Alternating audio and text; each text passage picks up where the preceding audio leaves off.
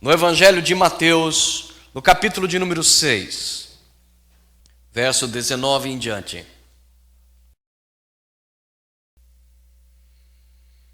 Não acumulem para vocês tesouros na terra, onde a traça e a ferrugem destroem, e onde os ladrões arrombam e furtam. Mas acumulem para vocês tesouros nos céus, onde a traça e a ferrugem não destroem, e onde os ladrões não arrombam nem furtam. Pois onde estiver o seu tesouro, aí estará o seu coração. Os olhos são a candeia do corpo. Se os seus olhos forem bons, todo o seu corpo será cheio de luz. Mas se os seus olhos forem maus, todo o seu corpo será cheio de trevas. Portanto, se a luz que está dentro de você são trevas, que tremendas trevas são. Ninguém pode servir a dois senhores, pois odiará um e amará o outro, ou se dedicará a um e desprezará o outro. Vocês não podem servir a Deus e ao dinheiro. Nessa noite nós queremos falar sobre integridade. O título dado a essa mensagem é Um por Um, usando a forma aritmética de contabilizar frações, onde você tem dois números e uma barra que os divide. E se você ainda se lembra dos seus tempos de escola, você deve lembrar, se você tem o número 1 em cima, a barra e o 2 embaixo, isso significa que você está falando de uma fração de um inteiro. 1/2 significa meio, um meio. Significa que aquilo é uma fração do que deveria ser inteiro. Agora, toda vez que os números correspondem, tanto acima da barra como abaixo da barra, isso significa que nós estamos falando de uma fração possível, porém significa que o todo está presente. Então, por exemplo, 1 por 1 significa que estamos falando de um inteiro. Da mesma maneira, 2 por 2, se estivermos falando 4 quartos, 8 oitavos, 16 16avos, continuamos falando de um inteiro. Porque significa que apesar de haverem frações, todas as frações estão presentes, de maneira que nós estamos lidando com o inteiro. É claro que você não veio para a igreja para ouvir questões de aritmética, você veio para ouvir questões espirituais. Mas nós precisamos entender esse conceito para nós entendermos o conceito do que é integridade à luz da Bíblia.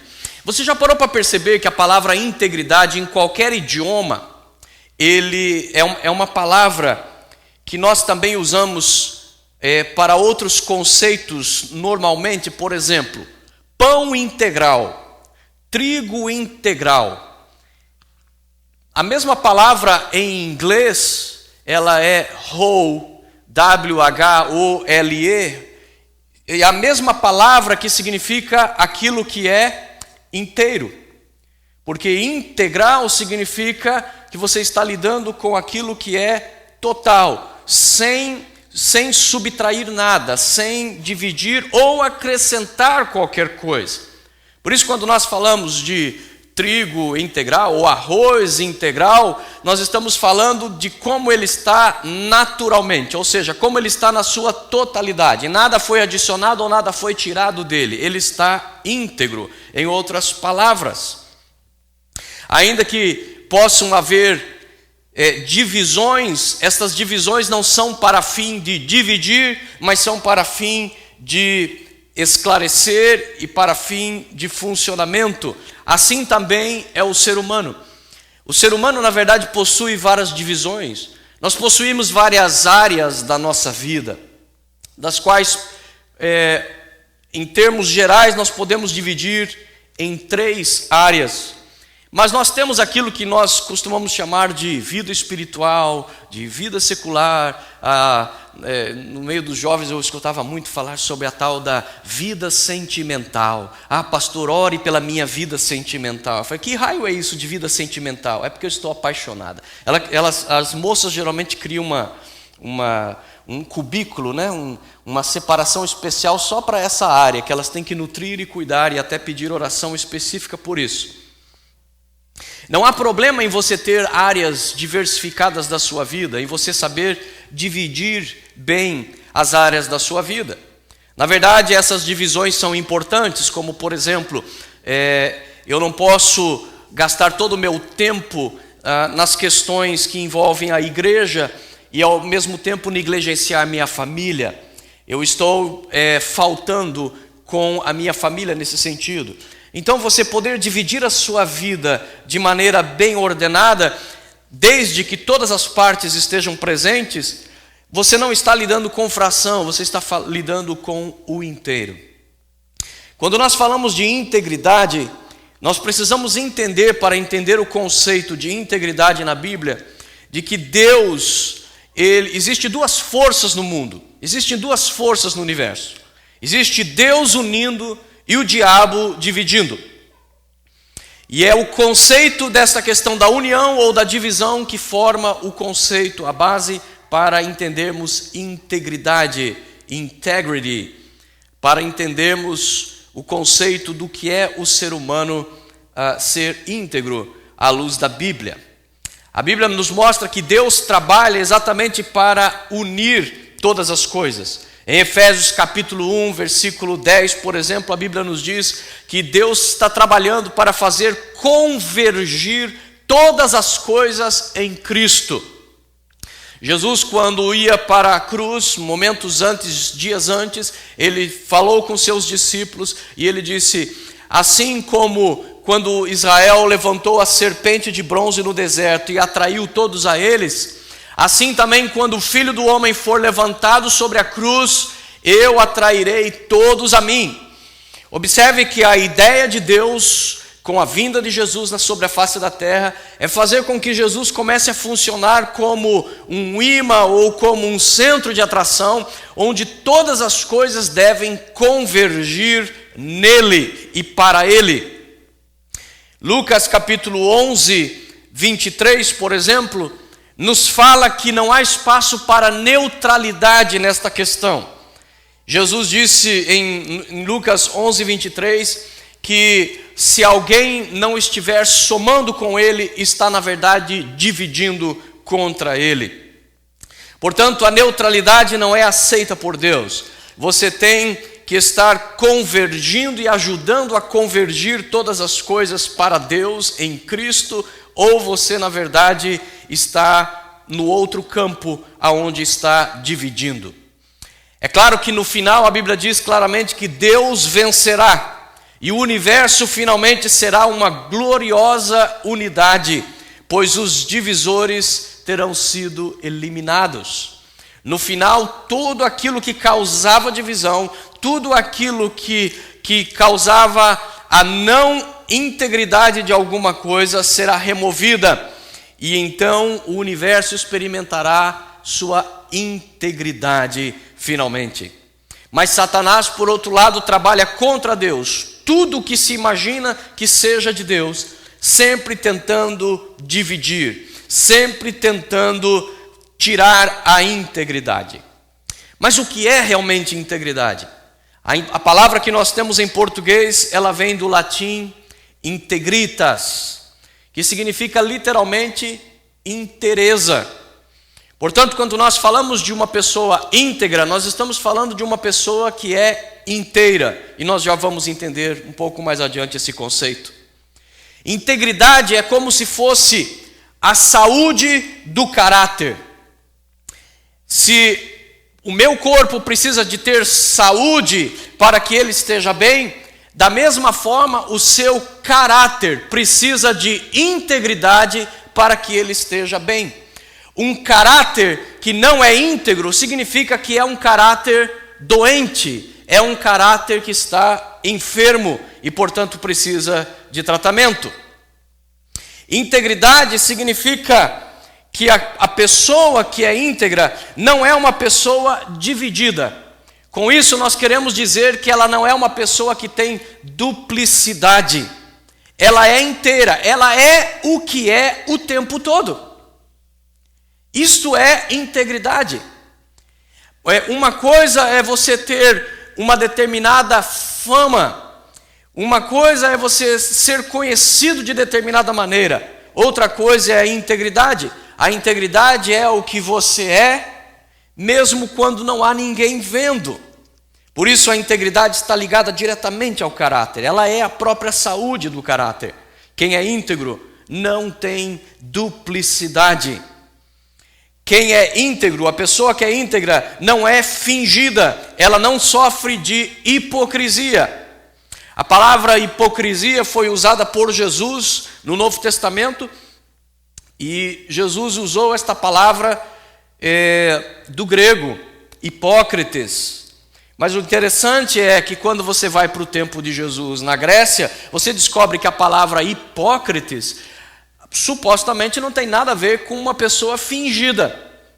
Hipócrites nada mais era do que o nome que se dava para o ator grego, aquele que trabalhava no teatro. Hipócrites era o homem que, num tempo em que o teatro ainda não havia desenvolvido bem as suas artes cênicas, a pessoa, para interpretar um personagem, ela trocava de máscaras. Então, quando ela ia interpretar alguém feliz, ela punha uma máscara com um sorriso na cara, com os olhos espichadinhos para cima, e ali então a pessoa interpretava. Quando ela ia fazer uma cena triste, colocava a máscara, aonde a boca estava torta para baixo, os olhos estavam também caídos, e então com aquilo, o hipócrites estava mostrando agora uma nova face, para que as pessoas entendessem que ele agora está interpretando um personagem triste. E Jesus se utilizou desta palavra para falar sobre os hipócritas. Em outras palavras, Jesus, ao adquirir o termo grego e adaptar para o seu ensino espiritual, ele estava dizendo que a pessoa hipócrita nada mais é do que uma pessoa que usa máscaras.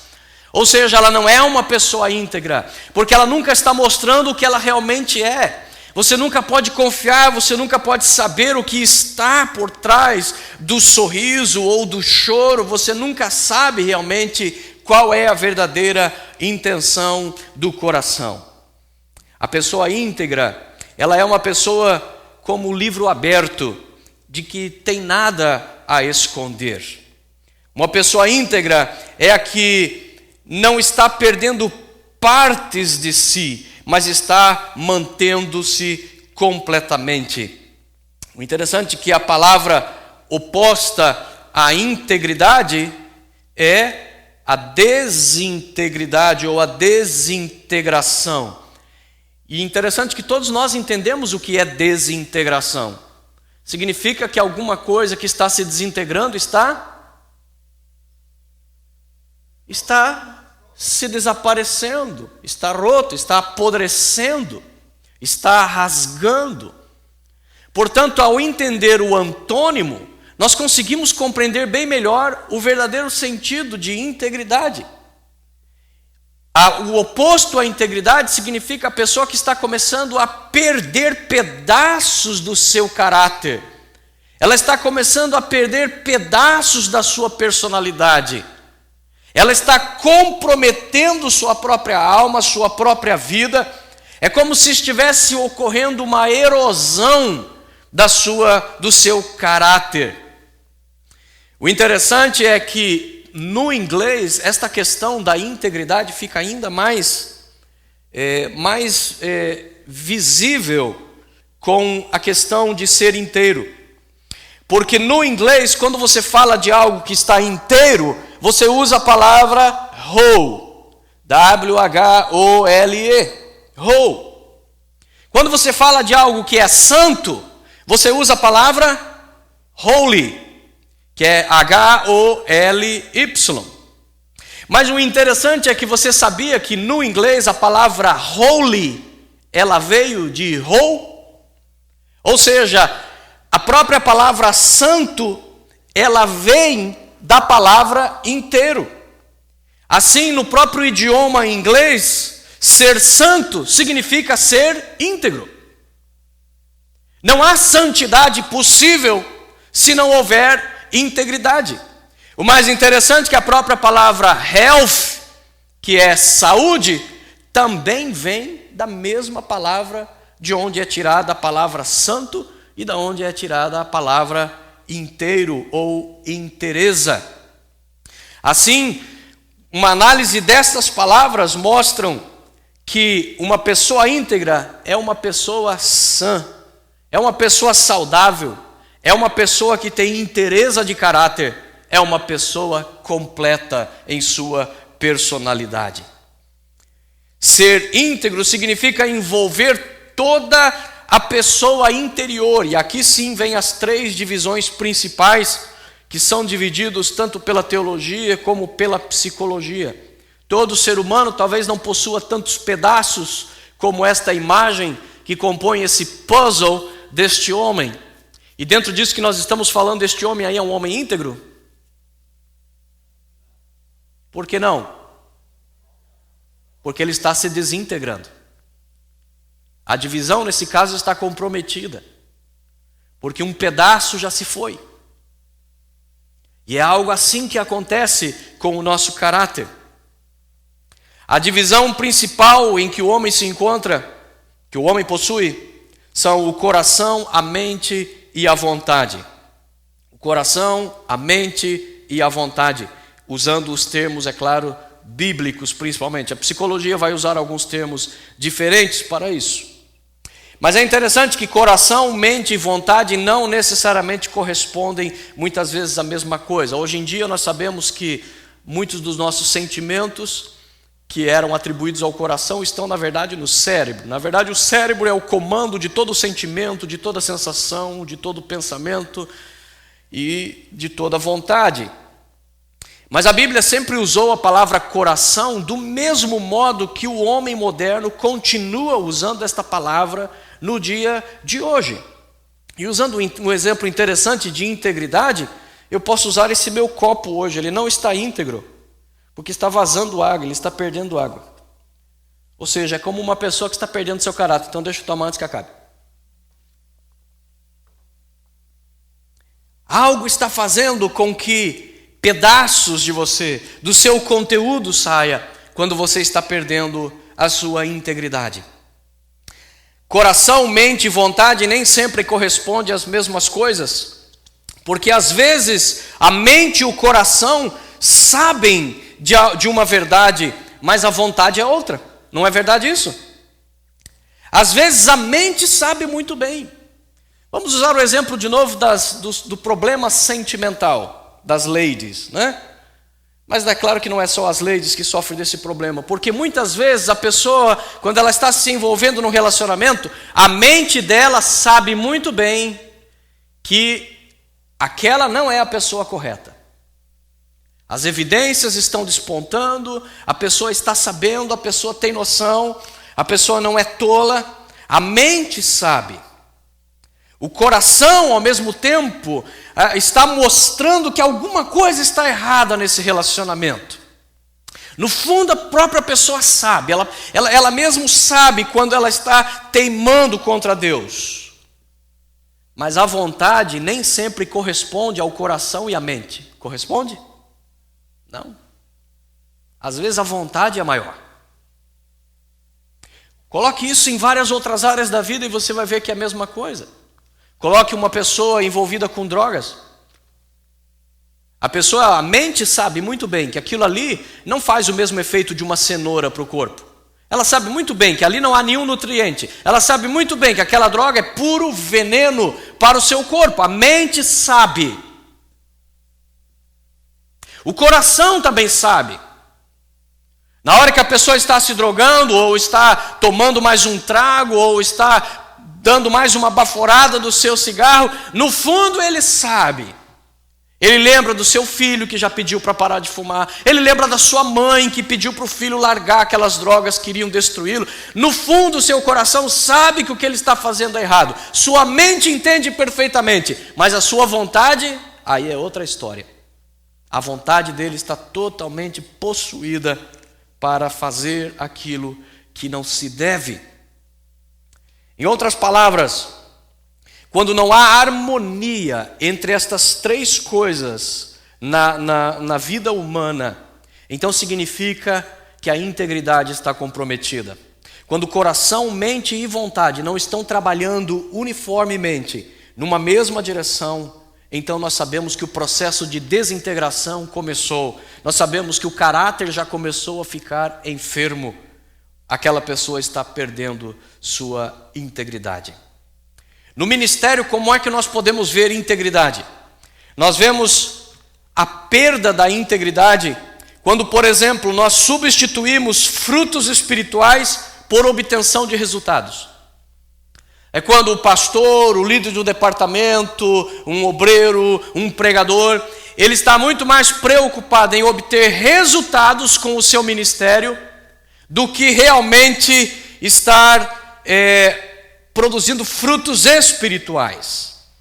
É quando, por exemplo, no meio da mensagem, o pregador é tentado a contar alguma coisa que não corresponde exatamente à verdade, ou parar de pregar a dureza da verdade bíblica para oferecer algo que vai ser mais agradável aos ouvidos.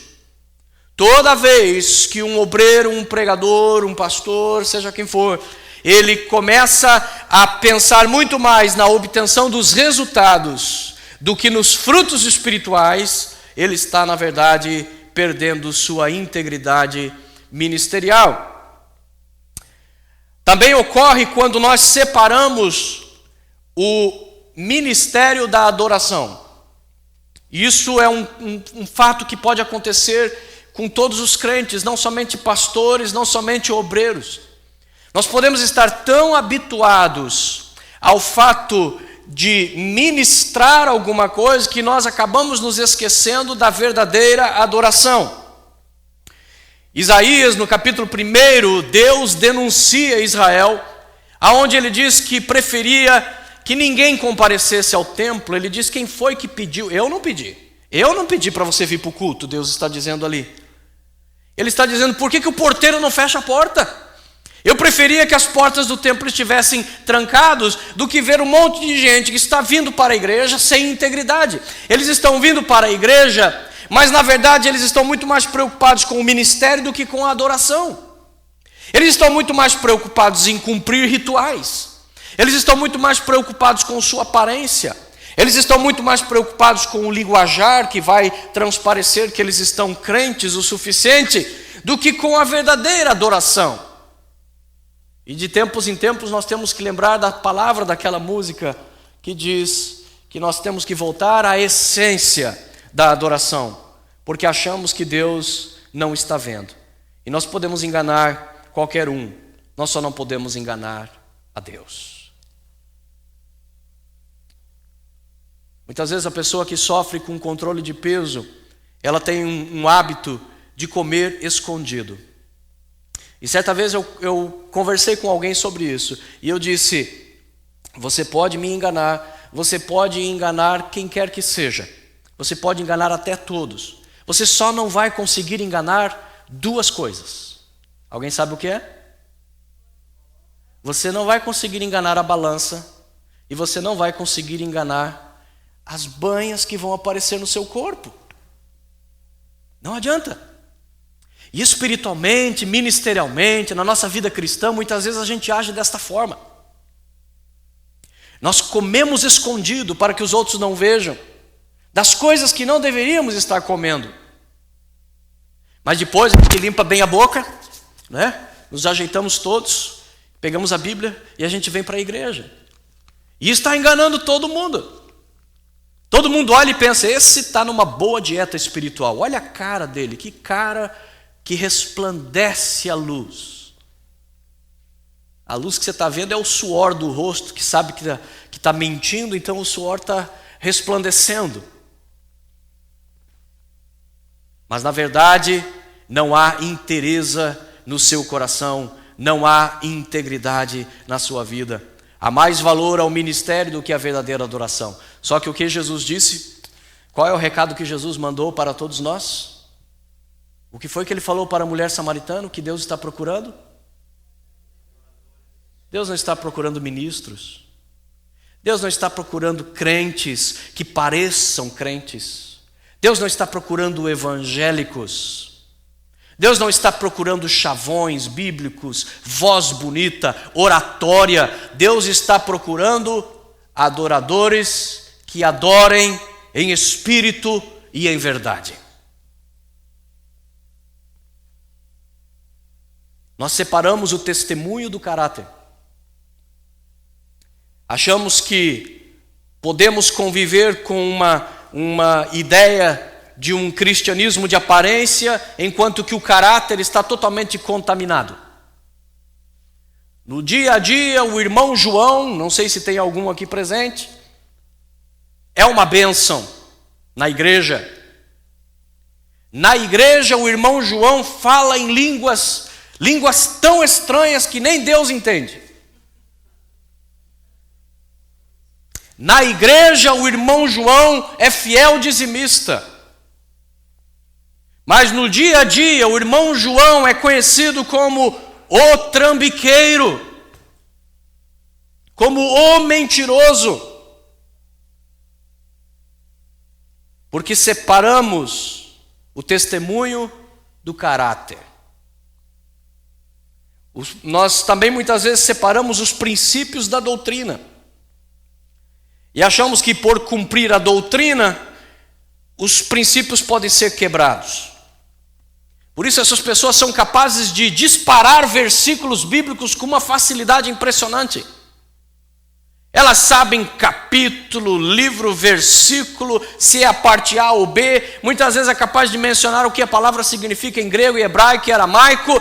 Ela conhece a palavra, ele conhece a palavra, porque doutrinariamente não é o problema dele. Ele não está com os budistas ou não está com os unicistas que confundem Deus Pai, Deus Filho e Espírito Santo como se fosse uma coisa só. Ele não está com os testemunhos de Jeová que erram na identidade de Jesus. Ele não está com os hereges, não doutrinariamente. Doutrinariamente está 100%, check, está perfeito.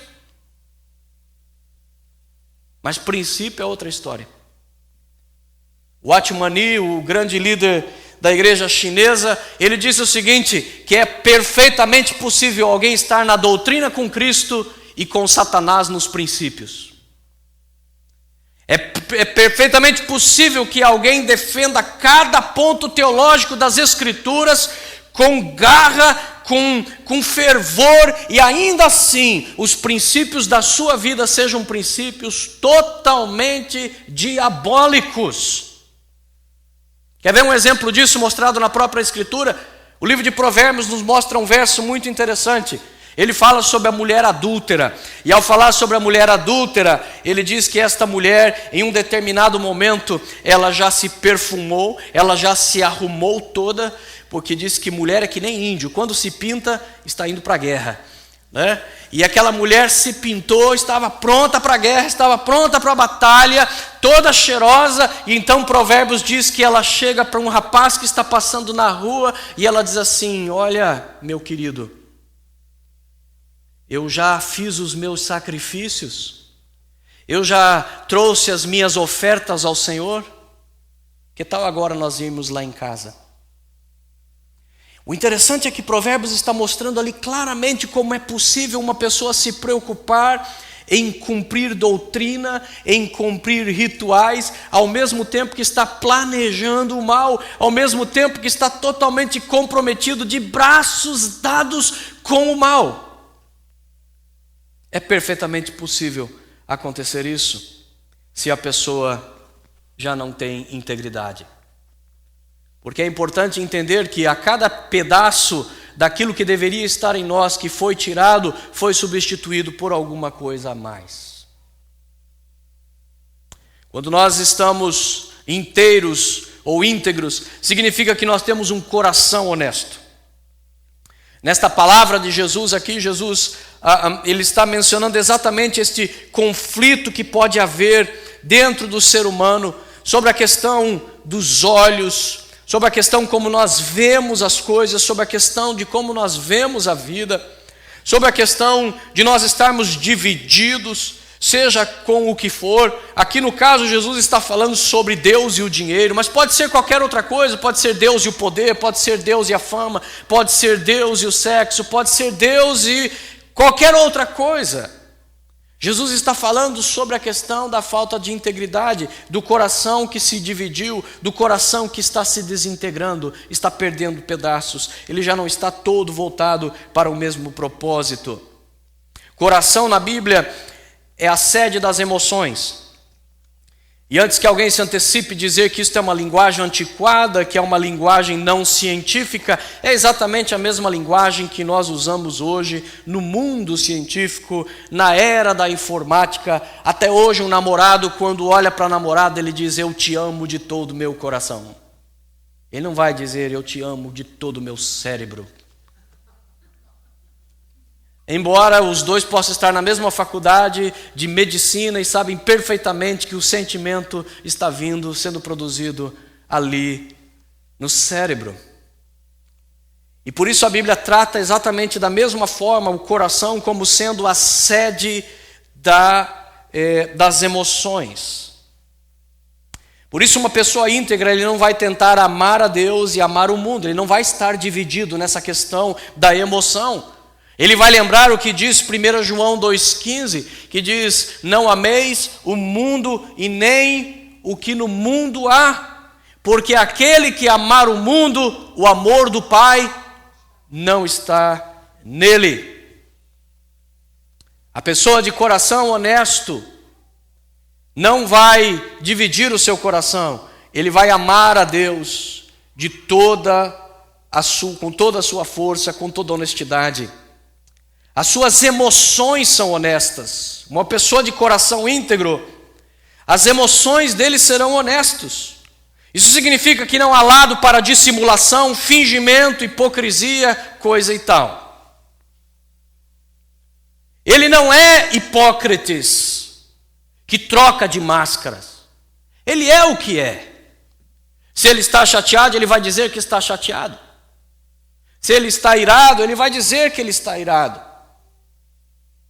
E é perfeitamente possível estar irado e não necessariamente pecar. Não existe necessariamente dependência entre uma coisa e outra. A Bíblia diz: irai, mas não pequeis. A ordem bíblica, entretanto, é: não deixe que o sol se ponha sobre a sua ira. Não deixe que o dia termine e você esteja irado. Ou seja, não transforme a ira num hábito, porque a ira vai se transformar em rancor. A ira vai se transformar em ódio.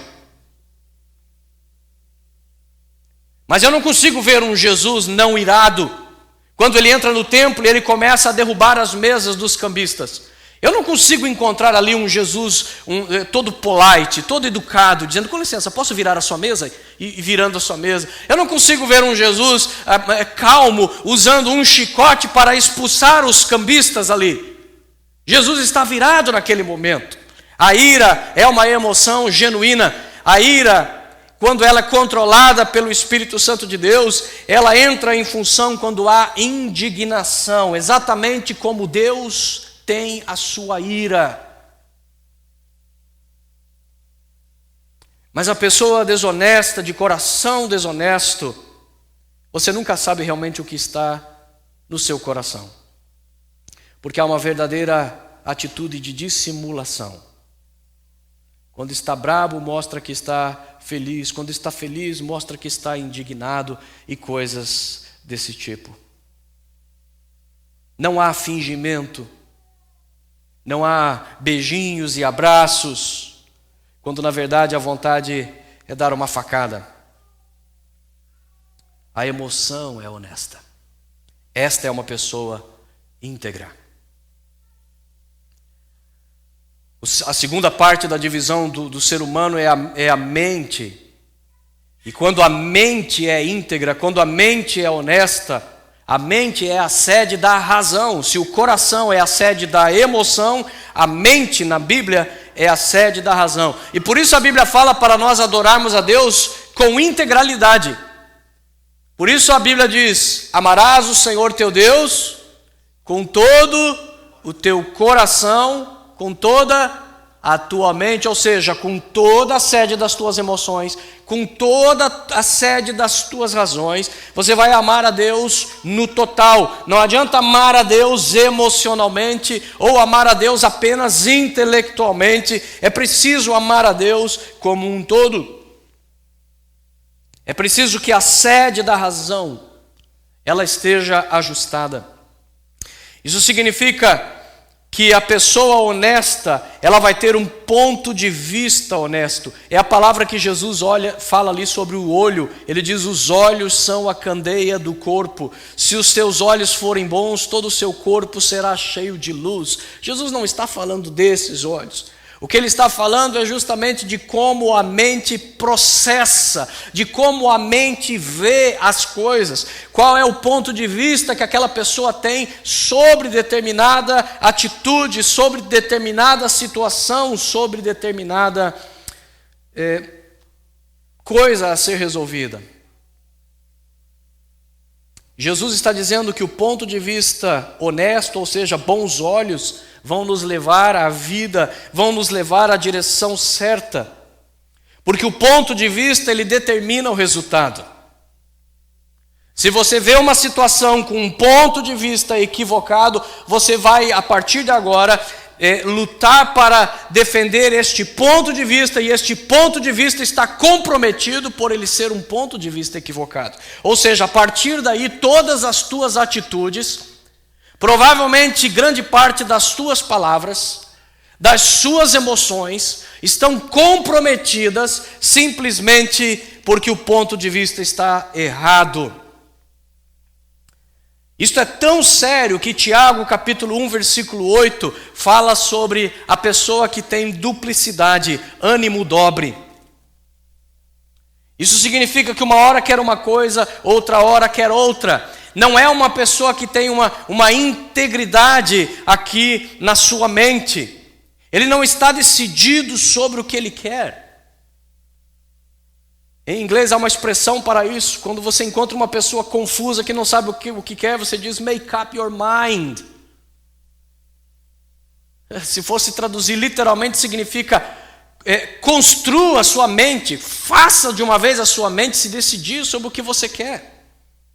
Porque é difícil você lidar com uma pessoa de ânimo dobre. Uma vida honesta deixa entrar luz. A vida dupla cria trevas. Porque a pessoa que está vivendo de duplicidade, ele precisa esconder essa duplicidade. E tudo aquilo que é oculto, tudo aquilo que está escondido, é justamente o que a Bíblia chama de trevas. Jesus chama tudo aquilo que se refere a Deus de luz, exatamente porque ele diz: eu sou a verdade. Ou onde está o Espírito de Deus, ali há liberdade. Por que a liberdade onde há o Espírito de Deus? Porque onde o Espírito de Deus age, ele vai trazer a verdade. E aonde existe verdade, significa que tudo está às claras. Não há canto obscuro, não há linguajar que possa ter duplo sentido, não há duplicidade. Agora, onde há duplicidade, trevas começam a tomar conta, porque onde há duplicidade, há a necessidade de esconder a duplicidade. Nós vemos, por exemplo, que o ponto de vista honesto de Abraão foi o que poupou ele de ter ido para ter o destino que o seu sobrinho teve, Ló. Porque quando eles entenderam que precisavam se dividir, qualquer pessoa que fosse guiada apenas pelos seus olhos, apenas pelo seu coração, escolheria o que Ló escolheu. Porque aquela região é uma região de puro deserto. Mas quando Ló olhou para a região de Sodoma e Gomorra, era uma das pouquíssimas regiões verdes que existiam naquele lugar. E Ló foi guiado por esse ponto de vista.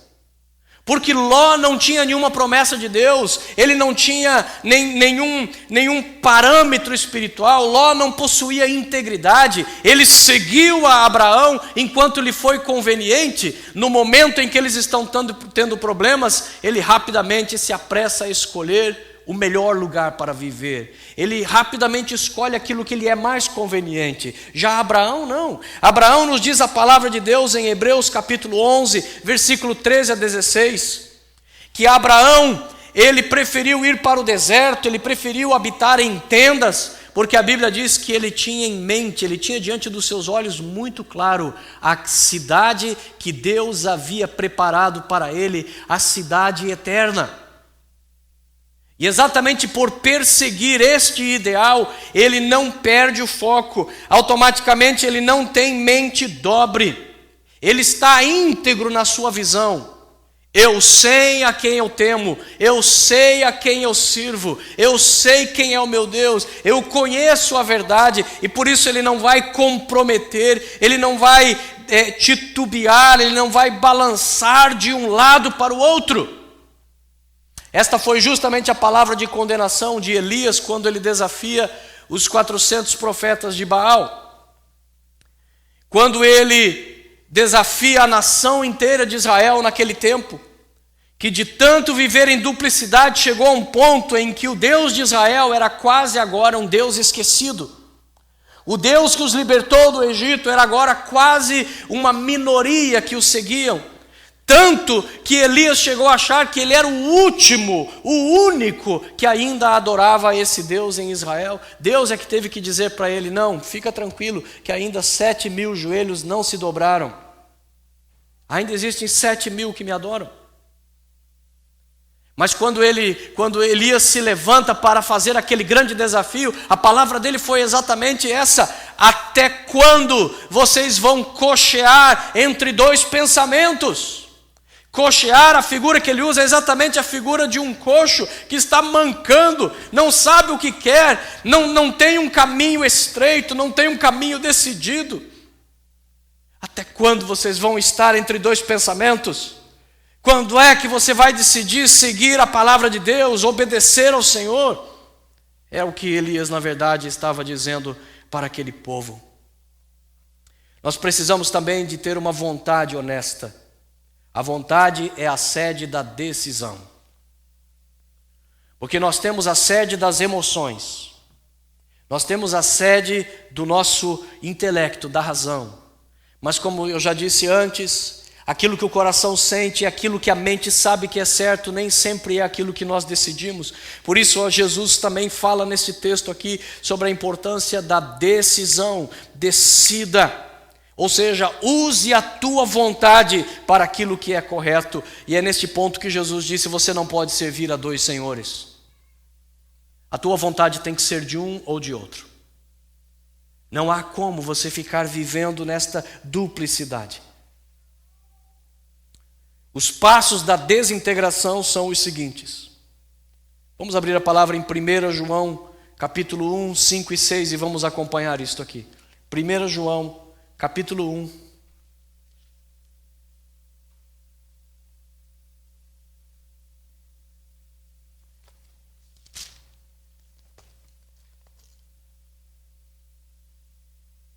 Versículos 5 e 6.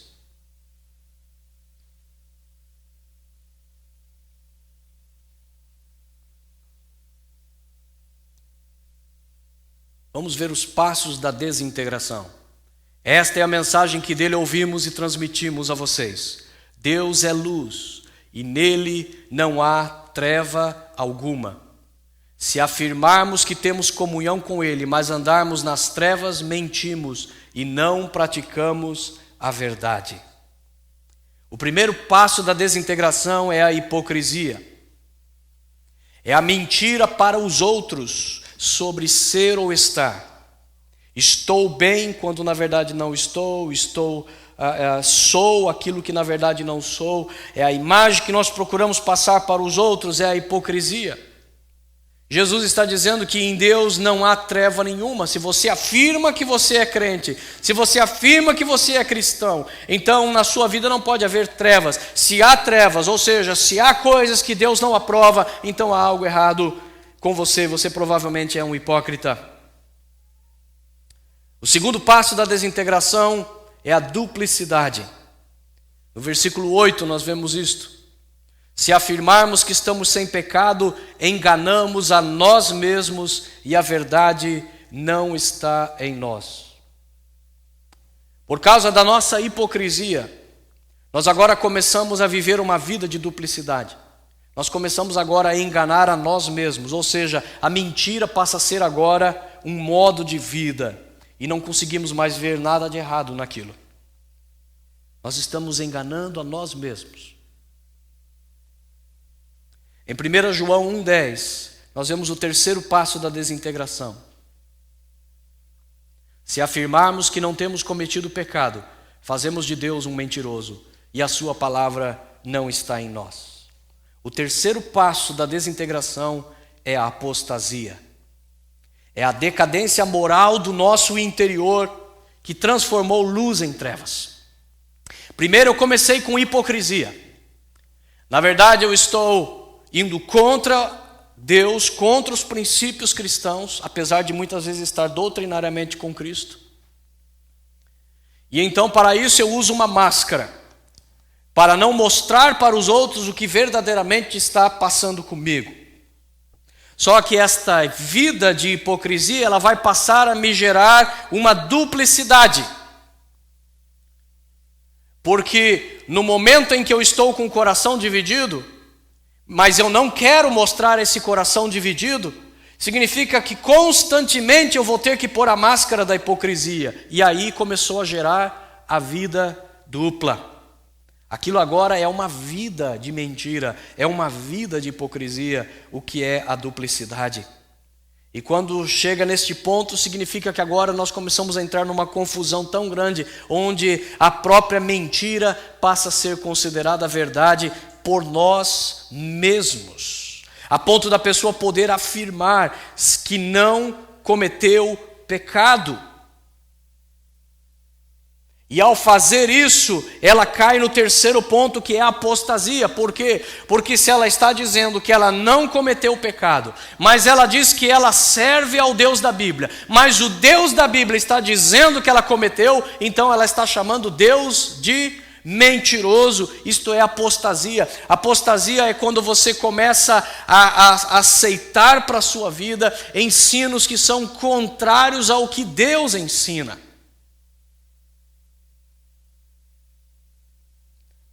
O processo todo a hipocrisia tornou-se duplicidade, a duplicidade produziu apostasia. E tudo começou com um coração dobre, que encorajou uma mente dobre e uma vontade dividida. E é assim que a pessoa perdeu a integridade. Para concluir esta mensagem, quero ler um pequeno trecho do excelente livro Crise de Integridade. O autor diz: portanto, quando a hipocrisia, que é mentir aos outros, e a duplicidade, que é mentir a nós mesmos, começam a assumir a direção, a integridade desgasta-se gradualmente até ser destruída. O resultado é sempre apostasia, fazer Deus mentiroso. E aos poucos a luz transforma-se em trevas, e tudo isso acontece enquanto a pessoa ou o ministério aparenta um relacionamento fiel com Deus. Quando a explosão chega, o povo fica surpreendido e chocado. Na realidade, os próprios pecadores se surpreendem e chegam até defender-se dos seus acusadores. A luz tornou-se trevas. Daí porque não mais conseguem discernir o certo do errado. Integridade significa que a luz está brilhando no interior, porque a pessoa ou o grupo possui um coração honesto, uma mente honesta e uma vontade honesta. Hipocrisia significa que houve divisões e as trevas penetraram. Duplicidade significa que a luz tornou-se em trevas, o errado tornou-se certo e o pecado tornou-se aceitável. Este é o tipo de pessoa que Jesus tinha em mente ao dizer: nem todo o que me diz Senhor, Senhor entrará no reino dos céus, mas aquele que faz a vontade do meu Pai que está nos céus. Muitos me dirão naquele dia: Senhor, Senhor, não profetizamos nós em Teu nome, e em Teu nome não expulsamos demônios, e em Teu nome não fizemos muitos milagres? Então lhes direi abertamente: nunca vos conheci. Apartai-vos de mim, vós que praticais a iniquidade.